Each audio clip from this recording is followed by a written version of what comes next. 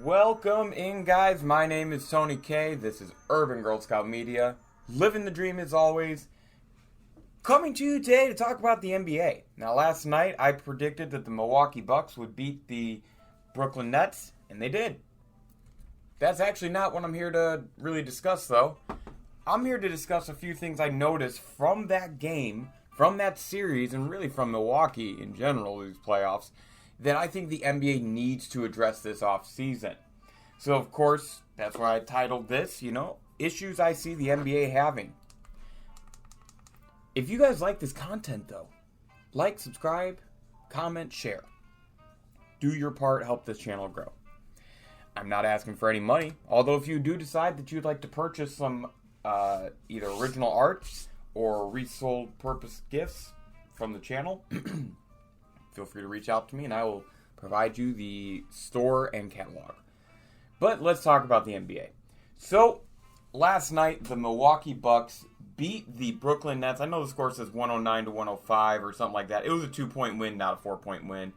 I thought that bullshit at the end about the extra free throws and whatnot for Brook Lopez was just a little annoying, but that's just me. Let's talk about, though, a couple of issues that I see the NBA having to address that I think were on full display in this series. I've said this first one a few times throughout the years. I think that the NBA needs to address the fouls that are being called. I do not care for the way that James Harden was able to basically come back into this series, into Game 7, and what he provided. I thought it was atrocious. I thought that was ugly, and there was a lot of fouls that I didn't think were actually fouls.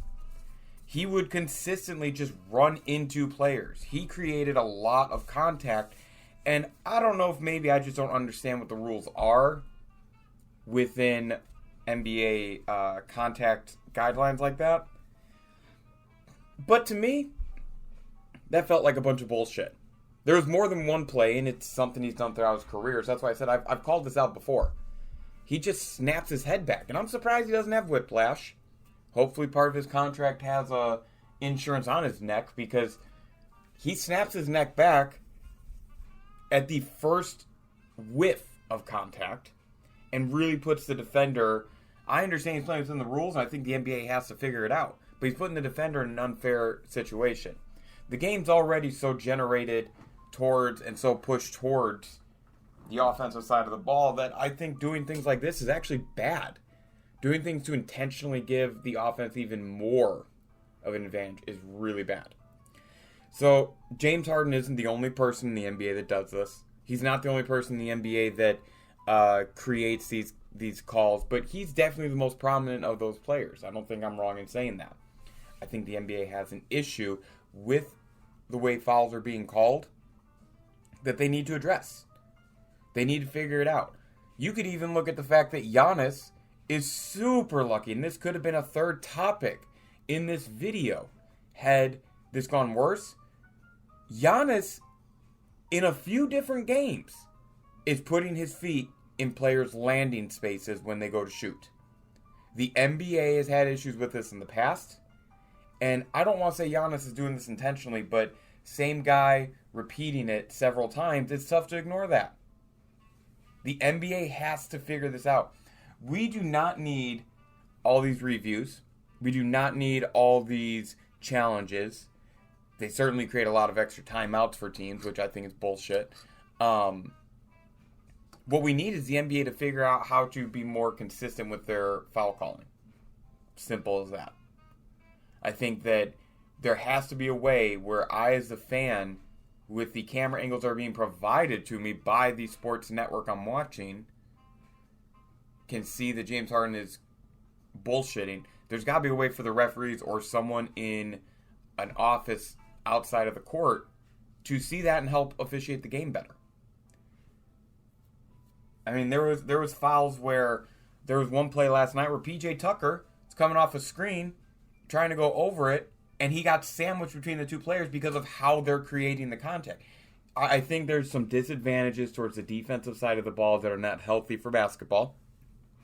The NBA needs to address it. I think that's probably the more important of the two issues, but the second issue is not going away. Oh gosh, it's going to be rough for the rest of his career, in my opinion, until he gets under control. And again, just like James Harden, with him being the primary offender, but there being other players that do these things. Giannis, man, get the fucking free throw shot. This, like, the crowd is counting down, and yes, their count was a little quicker than what the referees would be. But even at that pace, he was still going over the 10 seconds. If it's 10 seconds, it's 10 seconds. If it's 10 seconds on game 1, it's 10 seconds on game 7. If it's 10 seconds at the first game of the regular season, it's 10 seconds at the game 7 in the playoffs of that same. It's got to be consistent. Like, good Lord. The fans put a huge spotlight on that inconsistency in these two series for Milwaukee. He's had one in each series of free throw violations. I really believe the NBA needs to address this offseason. It's not just Giannis. There are players throughout NBA's history that they take a long time at the free throw line. But when the fans can that easily shine a spotlight on that weakness of the league, I think that's an issue that has to be addressed immediately. This offseason, they have to figure that out. Because my guess is that Giannis is going to hear that everywhere he goes outside of Milwaukee Stadium for the rest of his career. And like I said, there's other players that have had that happen to them. I don't recall anyone besides maybe Karl Malone being this egregious, though. If you could think of anyone, let me know. I didn't really do any research because it's there's people who have it happen every now and then there's what Giannis is doing. I think Giannis is pretty much every time at the free throw line flirting with that violation. So I think these are two big issues the NBA has to deal with. I don't think it would hurt for them to maybe pull Giannis aside and say, hey, you are becoming sort of a repeat offender of being in people's airspace. Remember, he had it happen to James Harden last night. And he does very much look like he's trying to get as close as he can. I don't know if it's a dirty play or not.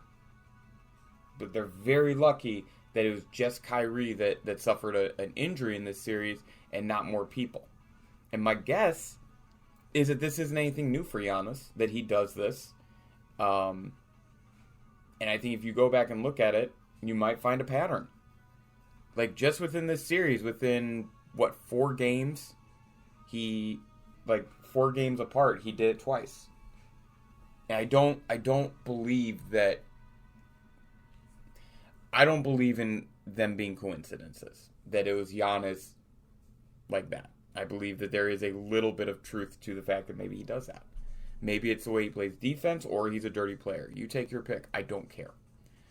But that's my suggestions for things to focus on if I'm the NBA. I think this offseason, you need to watch the way that the rest of the postseason plays out, and then start addressing the way fouls are being called. Make sure you're protecting the players' landing space if you have the opportunity, and then, of course, free throw lane violations. So, tell me what you guys think. I could be a prisoner of the moment here. I don't think I am. It's something that I've seen before, but I think when you have someone of Giannis's prominence called out on it twice for the free throw violation or these fouls with Harden, I've been saying it for years, and I think Game 7 was just absurd in my opinion of some of those calls. And almost cost Milwaukee the game. Granted, they did nothing to help themselves with their execution late game. I'll talk about that in a different video, but that's what I got for you guys. Thank you so much. It is Father's Day, so to all the good, decent dads out there, happy Father's Day. This is Tony K with Urban Girl Scout Media, living the dream as always, and we'll talk to you next time.